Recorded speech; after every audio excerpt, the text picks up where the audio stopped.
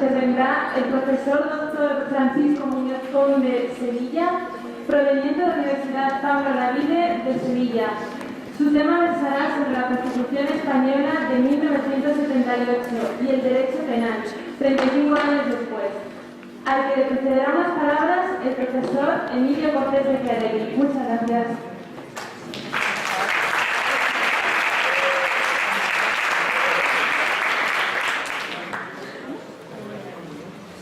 Buenas tardes otra vez. Me corresponde el honor y la responsabilidad de tener que presentar esta tarde al profesor Francisco Muñoz Conde, catedrático de Derecho Penal de la Universidad Pablo de Olavide, con sede en Sevilla.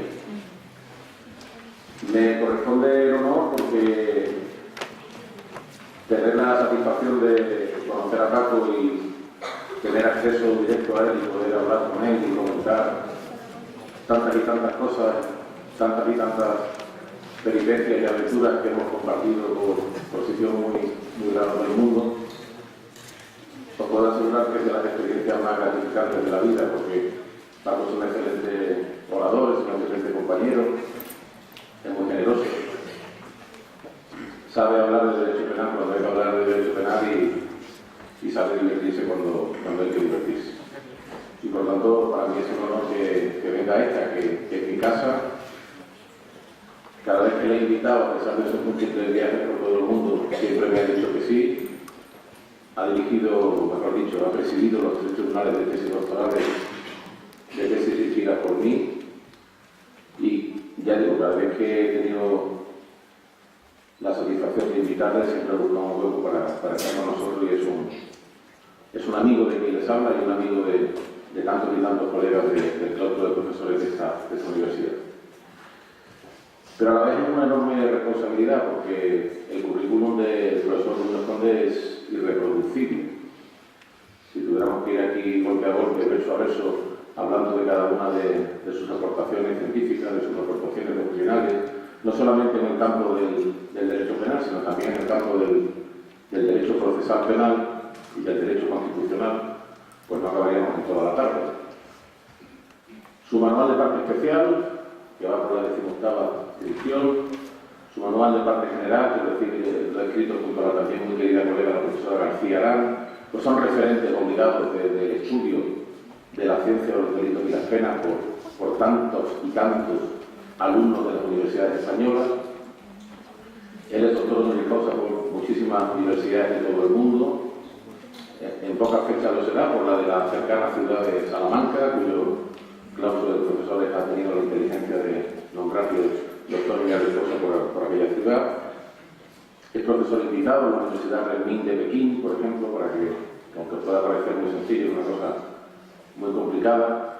Y yo creo que el mejor resumen de su currículum fue la obtención a principios de este siglo del premio Humboldt de Ciencias Sociales y Jurídicas, en Brasil, que es el único jurista de habla hispana que ha conseguido esta distinción, que yo creo que resume o que compila toda su dedicación de forma monográfica al derecho penal. Por tanto, estamos ante una auténtica eminencia del derecho penal, estamos ante un maestro de maestros y estamos además con una persona que, sin necesidad de que ya se retire del mundo académico, hay que decirlo hoy, no cuando ya no esté en la universidad, sino ahora que lo está.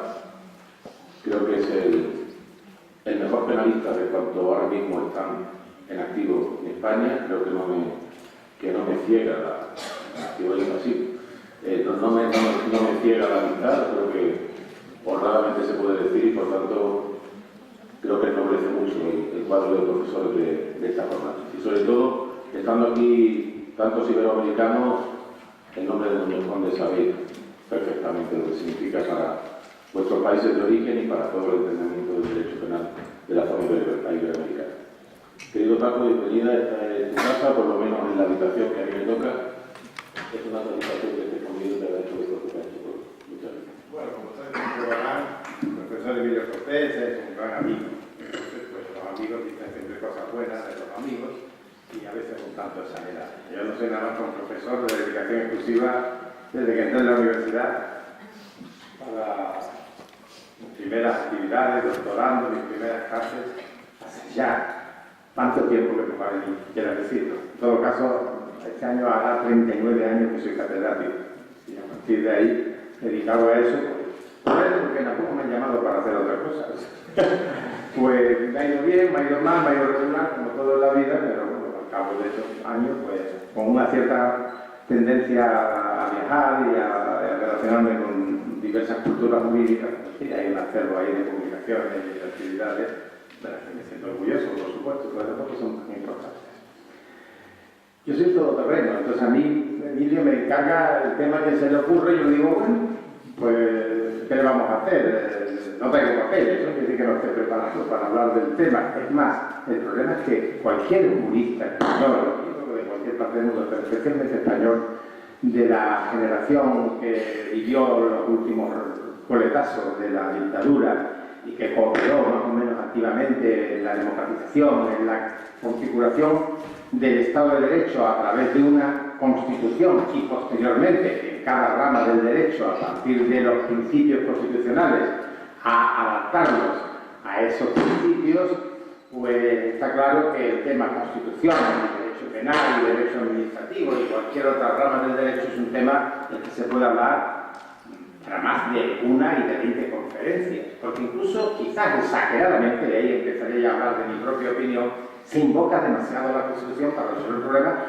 que aunque en última instancia, siguiendo la pirámide kelseniana, puedan venir de esa Constitución magna, que es la base de todo el ordenamiento jurídico, al final son problemas específicos de cada disciplina y es muy difícil resolver el problema de ley de arrendamientos urbanos o el problema de la rescisión en el contrato de compraventa o de las diferencias entre la protección indebida y la administración fraudulenta, invocando la Constitución, porque son problemas internos específicos de cada materia que en la Constitución ni se dice ni se tiene por qué decir nada, ni siquiera indirectamente. Por lo tanto, hay que tener también mucho cuidado en constitucionalizar todas las cuestiones jurídicas que se plantean después en cada rama del derecho con técnicas y medios que les son propios. Esa sería mi primera aproximación al tema genérico de Constitución y Derecho Penal. Es verdad que hay principios constitucionales de aplicación directa al derecho penal, pero hay que hacer una matización que creo que es muy importante. El derecho penal sustantivo material, que define los delitos y las penas aplicables a los mismos, tiene muy pocos principios en la Constitución. Directamente mencionará 3 o 4, que no hay más. Otros son derivados a través de interpretaciones que se hacen de preceptos constitucionales. Y otros son puramente internos del propio derecho penal, que se resuelven con medios y técnicas del derecho penal sin tener que recurrir para eso a principios constitucionales. Voy a poner un ejemplo muy claro, que estará muy de moda, no entro en la polémica, si aborto sí o aborto no. Lo que sí está claro es que cuando en el artículo 15 de la Constitución se dice todos tienen derecho a la vida, ahí no se está diciendo nada respecto a si el aborto, la interrupción del embarazo con consentimiento de la embarazada, debe o no ser castigado. Con el derecho penal puede deducirse que la vida del feto es un bien jurídico digno de protección, pero no necesariamente que lo tenga que ser penalizando la voluntad a la mujer que quiera decidir interrumpir su aborto por las razones que sean. Puede ser que alguien argumente con la Constitución a favor de su penalización y otros en contra. Lo estamos viendo diariamente, sobre todo en estos últimos días. Pero desde luego yo no veo en la Constitución ningún precepto que pueda directamente vincularse a ese tema. Sin embargo, sí, se dice en el mismo artículo 15 que queda abolida la pena de muerte. Y la tortura. Y las penas y tratos inhumanos y degradables. Ahí ya sí hay algo que vincula al derecho penal material. Pero también incluso cuando en la propia Constitución se va uno un poco más abajo y ve que en el artículo 25 se dice que las penas privativas y las medidas privativas de libertad estarán orientadas primordialmente a la reeducación y reinserción social del condenado.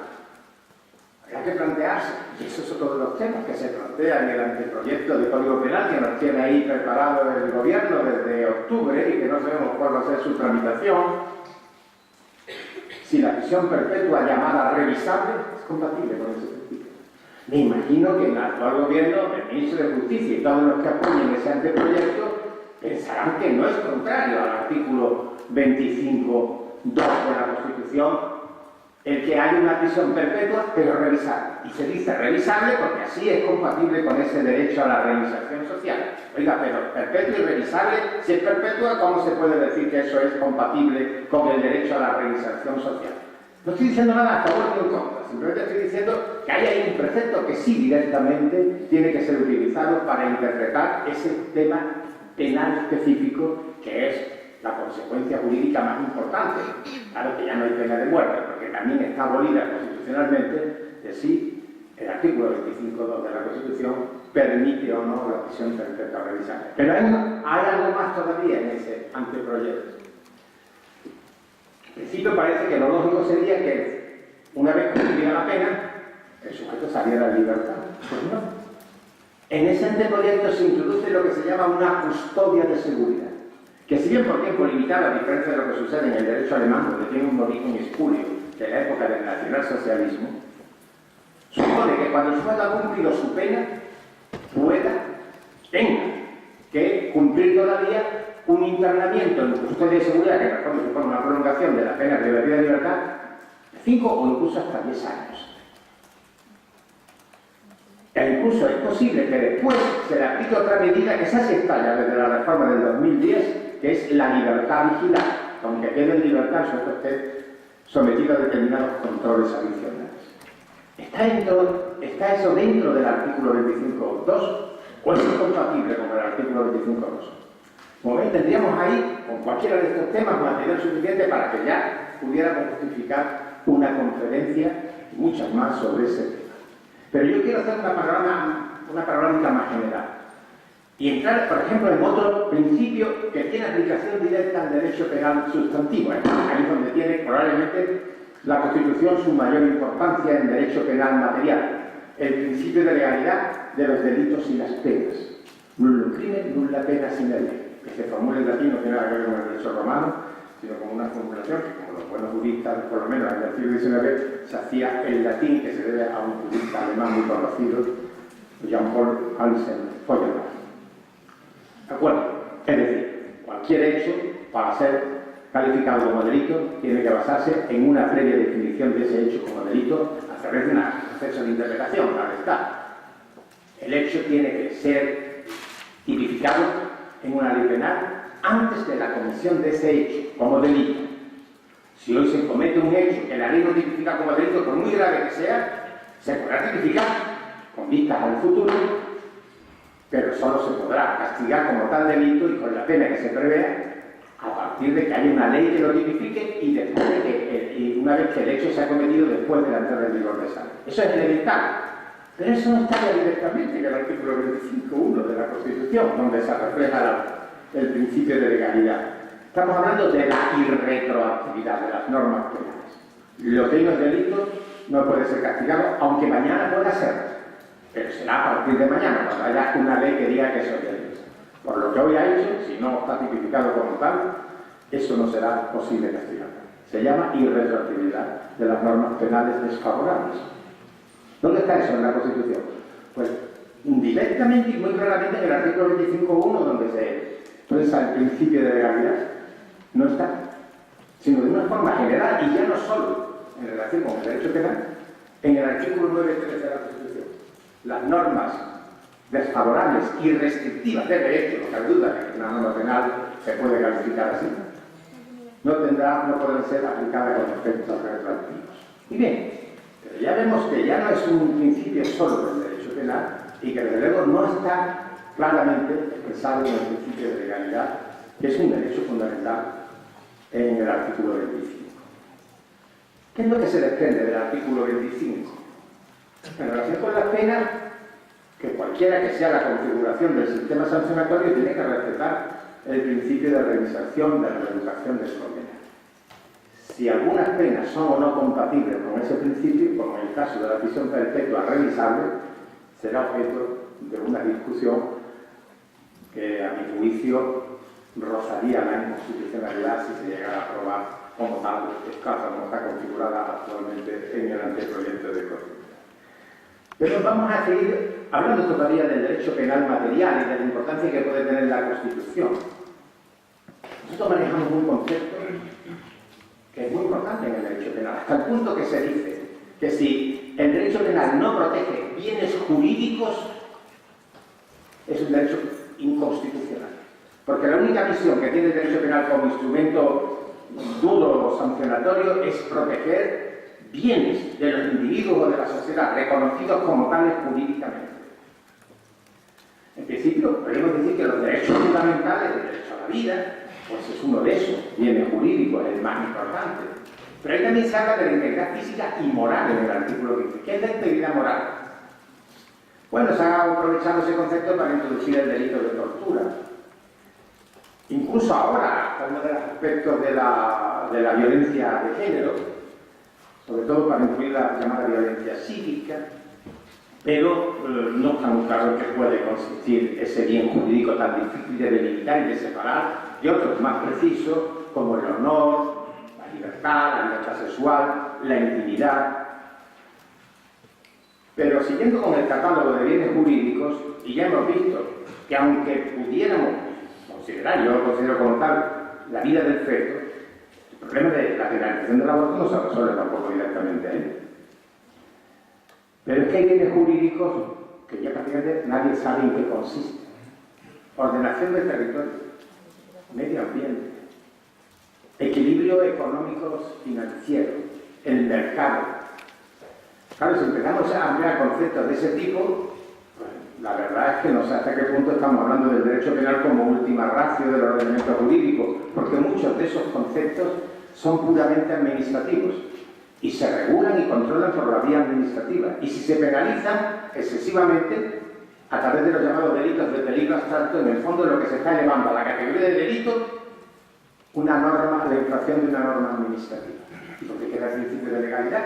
Porque la ley penal tiene que ser ley orgánica, con una mayoría cualificada. Mientras que en esos delitos, la referencia a normas de carácter extrapenal, muchas veces de ellas puramente reglamentarias,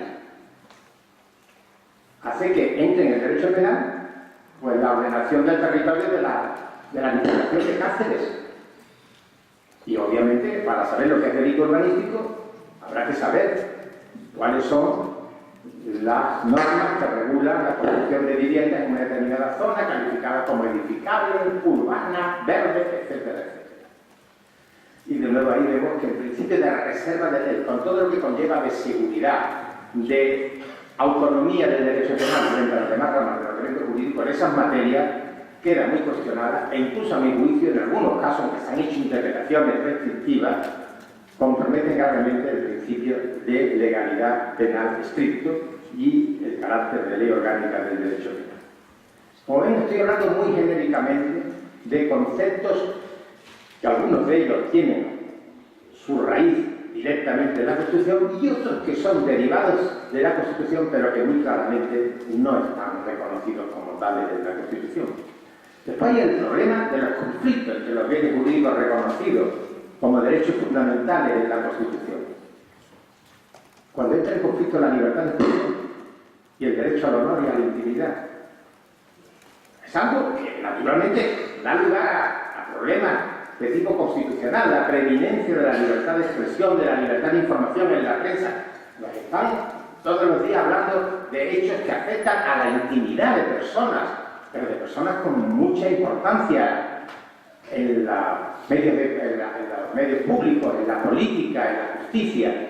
¿Hasta qué punto puede invadirse su intimidad o incluso el honor, en el sentido de adjudicarle cuando todavía ni siquiera están imputados o siéndolo, naturalmente gozan del beneficio de la presunción de inocencia, el que se le hable de ellos como ladrones, como corruptos, como sinvergüenza?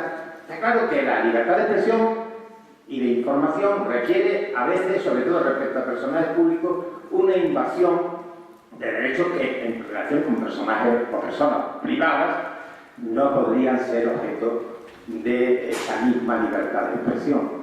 Pero los límites son siempre muy difusos, muy difíciles de marcar y desde luego en la Constitución no está resuelto el problema. Como tampoco está resuelto el problema, vuelvo a repetir, porque sería otra forma de enfocar el tema del aborto, entre la colisión entre el derecho a la vida del feto y los derechos también de la mujer embarazada a su vida, a su salud, a su propia intimidad, etcétera, etcétera. Y claro, yo solamente quería decirles con estos ejemplos que está bien invocar la Constitución, pero no convertirla en la panacea para resolver problemas que se tienen que resolver también de acuerdo con las propias finalidades del derecho penal. Hay muchas cosas que deben de ser objeto de protección como bienes jurídicos, pero no necesariamente elevando a la categoría de delito todo lo que pueda afectar a un bien jurídico. Por poner otro ejemplo, seguridad vial. Aquí tenemos toda la mala experiencia de las multas de tráfico y evidentemente en algunos casos están los límites entre lo que es la pura infracción, el exceso de velocidad, y lo que es ya el delito de conducción temeraria. Se ha ampliado mucho ahora con los límites puramente cuantitativos, donde se establece la diferencia entre la infracción administrativa y el delito de conducción bajo el efecto de bebida alcohólica, de conducción temeraria, etcétera, etcétera. Pero está claro que todavía, aunque no sepamos cuál estaría el límite, cuál sería el límite, que no podemos elevar a la categoría de delito el aparcamiento en zona prohibida, que es una infracción administrativa, que puede bloquear en algún caso, y por el lado son un delito de coacción, pero como toda infracción de tráfico sería un exceso. Porque el derecho penal, y esto sí que no está tampoco en la Constitución, pero creo que es un principio que debemos de respetar, es como la cirugía en la medicina. Es la última ratio. Y yo le llamo a eso, le llamé en su momento, tuvo eso, todavía la gente ni siquiera me cite, pero está en la Introducción al Derecho Penal del año 75, principio de intervención mínima del derecho penal. El derecho penal solo debe de ocuparse de los ataques más graves a los bienes jurídicos más importantes. Y siempre que no sean suficientes otros remedios protectores que también existen en el derecho, en el ordenamiento jurídico en general. Si no se respeta ese principio, si se quieren solucionar todos los problemas de la vida social con el derecho penal, lo único que se hace es manipularlo y utilizarlo como para matar mosquitos a cañonazos. Y eso es uno de los grandes problemas que tiene el derecho penal en los momentos actuales. Una expansión enorme en el que a través de él se están invadiendo terrenos que podrían haberse solucionado de otra manera sin recurrir al derecho penal. Y da la impresión de que a veces el derecho penal no es más que el pretexto que se utiliza para darle a la gente la idea de que todo va a ser solucionado porque cada mundo que cometa infracciones de cualquier tipo será severamente sancionado. Piensen que si ahora se levanta en un parque de cárceles un edificio de 30 pisos, evidentemente eso sería un delito urbanístico, pero piensen también el por qué se ha podido llegar a construir esa torre no de la noche a la mañana, sino pasando una serie de permisos, de controles administrativos, que son los que han dado lugar a que se construya.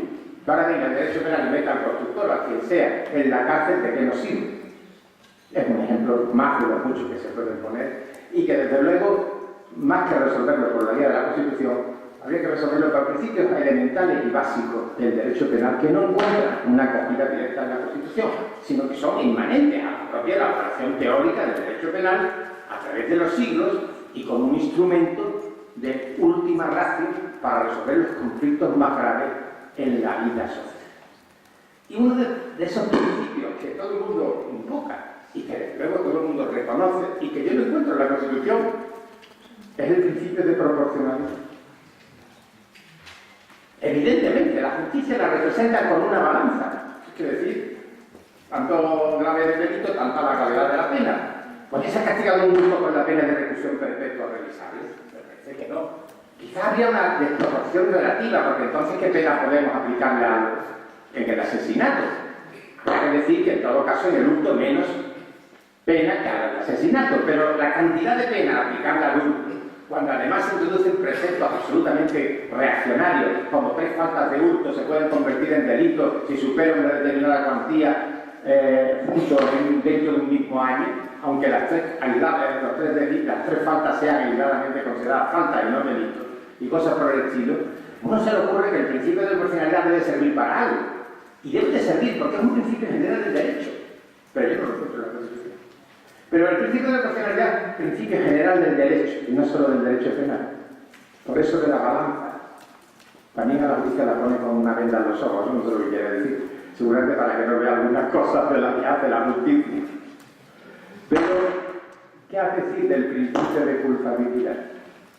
Hombre, nosotros los penalistas, ese fue el gran avance. Uno no puede ser responsable del destino, por lo menos de haber actuado o con dolo, queriendo cometer el delito, o por imprudencia. En los casos en que la imprudencia esté castigada, porque se trata de bienes jurídicos muy importantes, y uno diga, hombre, tenga usted más cuidado. Si usted no tiene el cuidado requerido y comete un homicidio conduciendo un vehículo de motor, por lo menos será usted responsable de homicidio por imprudencia. ¿Vale? Eso es un gran avance. Igual que puede hacerlo el que los menores, hasta una determinada edad, no sean castigados como los adultos. Principio de culpabilidad. Incluso hasta me debería decir que no se puede castigar, eso es otro de los elementos de la culpabilidad del derecho penal, al que desconoce que el hecho está prohibido, el error de prohibición. Pero ¿dónde se encuentra eso en la Constitución? Hombre, podemos hablar de la dignidad, se puede decir, y se equivoca, y hay muchos penalistas que han encontrado el precepto directamente base para elaborar un concepto de culpabilidad. Pero desde luego, como tal, yo no lo encuentro en la Constitución. Sin embargo, en el derecho penal, y en cualquier manual, por malo que sea, y verán que el delito es la acción típica, antijurídica y culpable.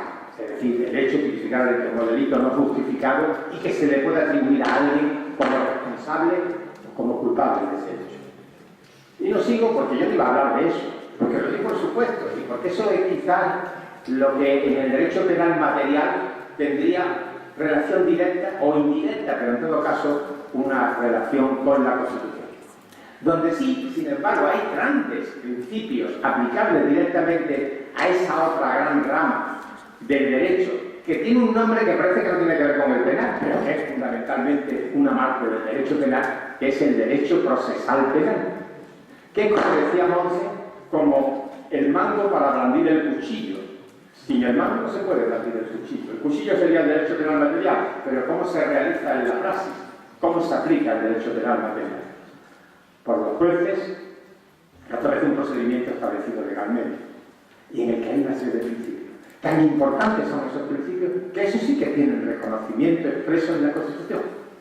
De modo que hablar de Constitución y derecho penal casi obliga, aunque todo lo que he dicho antes puede ser objeto de una y miles de conferencias, pero obliga a mi juicio a hablar de Constitución y proceso penal. Y además por imperativo constitucional, porque en el artículo 24 de la Constitución se establecen una serie de principios directamente aplicables al imputado en un proceso penal. El principal de ellos, la presunción de inocencia, el derecho a no declarar contra sí mismo, el derecho al juez natural. Y también habría que hacer algunas precisiones, porque, por ejemplo, la presunción de inocencia requiere que se mantenga el sujeto es inocente mientras no se demuestre lo contrario en una sentencia ya firme. Y para llegar a una declaración de culpabilidad hay que observar una serie de preceptos, entre ellos el que las pruebas obtenidas para condenar a un sujeto sean pruebas obtenidas legalmente, que sean pruebas lícitas. Una condena no puede basarse, porque si no sería nula, en una prueba prohibida. Luego está obtenida mediante tortura. Digamos, sí, por supuesto, pero eso no está en el artículo 24. Está indirectamente a través de la prohibición de la tortura que hace el artículo 15, junto a la pena y trato inhumano y degradantes, o a las convenciones internacionales, como la Convención Internacional de la Tortura, que puede ser aplicable directamente a partir de su ratificación en España a través del artículo 10 de la Constitución. Pero, evidentemente, se puede argumentar, y ese es ahora un tema que voy a desarrollar, que en el derecho reconocido en el artículo 24 a no declarar contra sí mismo y por lo tanto a permanecer en silencio, está implícitamente la prohibición de la tortura. Porque si la gente estuviera obligada a declarar, entonces, como imputado, entonces está claro que se le podría directa o indirectamente coaccionar a que declarase, y eso podría ser perfectamente tortura. De modo que ese derecho es fundamental, y ahí se derivaría la prohibición, se llama nemo tenetur en latín. Nadie está obligado a declarar contra sí mismo. las reglas Miranda en la jurisprudencia constitucional americana, etcétera, etcétera.